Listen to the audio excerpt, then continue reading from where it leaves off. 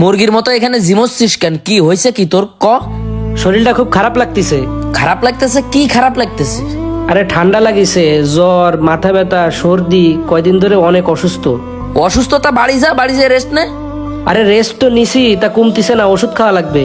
তো ওষুধ খাবি তুই ডাক্তার কাছে না যাবি, দোয়ানো না যাবি, ইয়েনো বই রইছিস কিনলে তুই ইয়েনো বই থাকলে কি তোর অসুখ ভালো হয়ে যাবনি? বাড়ি আব্বার কাছে টাকা চাইছি, আম্মার কাছেও টাকা চাইছি, তা টাকা কেউ দিনি, দেবেও বা কোন জায়গাতে? ফ্যামিলির অবস্থা খুব খারাপ বর্তমানে।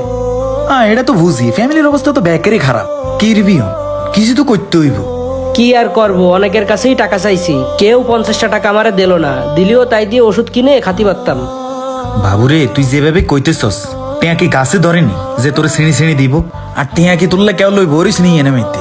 তারপরেও কত মানুষে কত সময় কত উপকার করেছি। আজকে আমি অসুস্থ, অল্প কটা টাকা যদি কেউ দিত, তা দিয়ে একটু ওষুধ কিনে খাতি পারতাম, তাও কেউ দিচ্ছে না। মনে হইতেছে তুই সোনার স্বামী লই জন্ম নিছস। এমন ভাবে কথা কইতেছিস, তুই তুই কারে কি দি উল্টা লাইছস? হ্যাঁ কয় টিয়া দি তুই কারে হেল্প করছস? বড় বড় কথা কস দে তুই, তো তোর যে অবস্থা আরো তো হে অবস্থা। তোরও ভবিষ্যৎ অন্ধকার, আরো ভবিষ্যৎ অন্ধকার, ফিউচার ডাউন। তোর লাইন আজের গিয়ে নয় বই নয়, কাম করি নয় বইছি। যা কাম কর, কাম করলে শরীরও ভালো থাকবো, টেয়াও হাবি। এই অসুস্থ শরীরেও কাজে যাবে কি করে? ফাও কথা তো বক দিয়ে আসিস। হ আপন ফাও কথা মনে হইব তো ও কাছে। বেচারা অসুস্থ, এখন এই শরীরে কাজ করতে পারবে নাকি? এই ওঠ।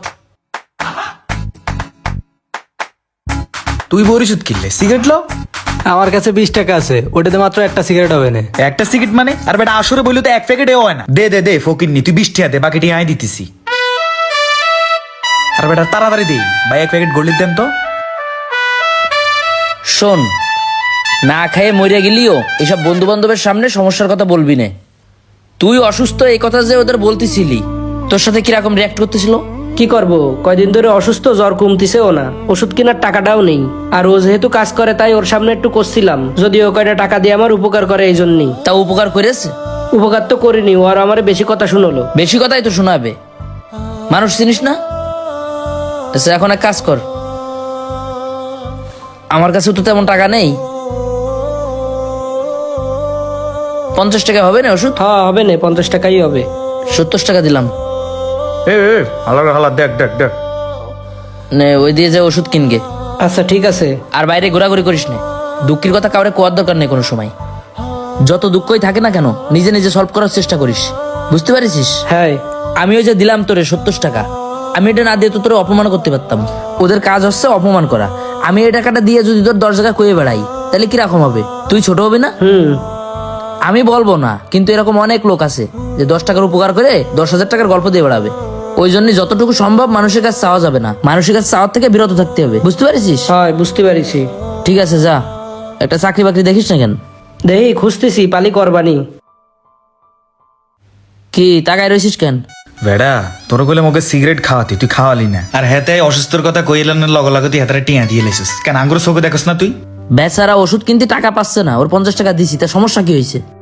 50 টিয়া দিছি, আঙ্গুর দাস না কিলে তুই? আঙ্গুর চোখে বাদে না? তোকে কি দেবো বুঝলাম না, তুইও কি ওর মতো অসুস্থ? তুই অসুস্থ হলে কত রেও 50 টাকা দেবো, ক আছে? আর আই বেটা হেডা কই না, অসুস্থ ছাড়া কি মানুষের দেন যায় না? তুই কাজ কাম করিস, তুই সুস্থ মানুষ, তোর দেবো কি জন্য আমি? টিয়া থাইনি রে বেটা, সারাদিন বিড়ি সিগারেটের হিসেবে 50-100 টিয়া চলে যায়। বরকত আছে না রে টিয়ার? টাকা পয়সায় বরকত ঠিকই আছে, টাকা পয়সা সেভ করা শেখ, বুঝতে পারিস? আর এই বিড়ি সিগারেট খালি তো টাকা পয়সায় বরকত দেবে না, বুঝিস নি? এক প্যাকেটে যে বিড়ি কিনলি কয় টাকা দাম, এই সিগারেট কয় টাকা দাম? এক প্যাকেট সিগারেট 120 টাকা। 120 টাকা দাম। তাই 120 টাকার যদি তুই এক প্যাকেট সিগারেট খাস দিনি, তোর টাকা পয়সা সেভ হবে কি করে? মনে হচ্ছে সিগারেট খানা বাদ দিলে টিয়া হয়ে যাবে। আর এ টিয়া দিয়ে বিল্ডিং করতে পারবি না রে বেটা, তোর তো ঘর বাড়ি ব্যাগনি হয়ে গেছে। আর আমি তো ঘরই করতে ইল্লাম না। ঘর করতে পারবি কি করে ক? আমি সিগারেট খাইনি, আমার প্রতিদিন কয় টাকা সেভ? 120 টাকা সেভ।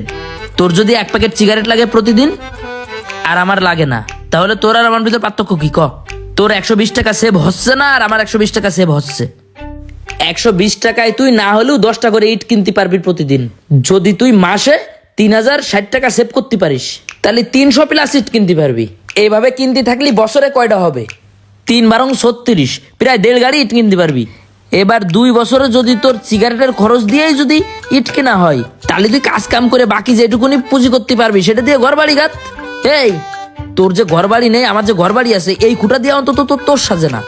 এই জিনিসটা না খালি তো মানুষ বাঁচে, এমন তো না যে মানুষ বাঁচে না, তাই না? ধূমপান স্বাস্থ্যের জন্যই ক্ষতিকর প্যাকেটেই লেখা আছে, তারপরে ওইটাই খাচ্ছিস, তাহলে তুই এত আফসোস করতেছিস কি জন্য? এই টাকাটা সেভ কর, দেখিস অনেকগুলো টাকা হবে।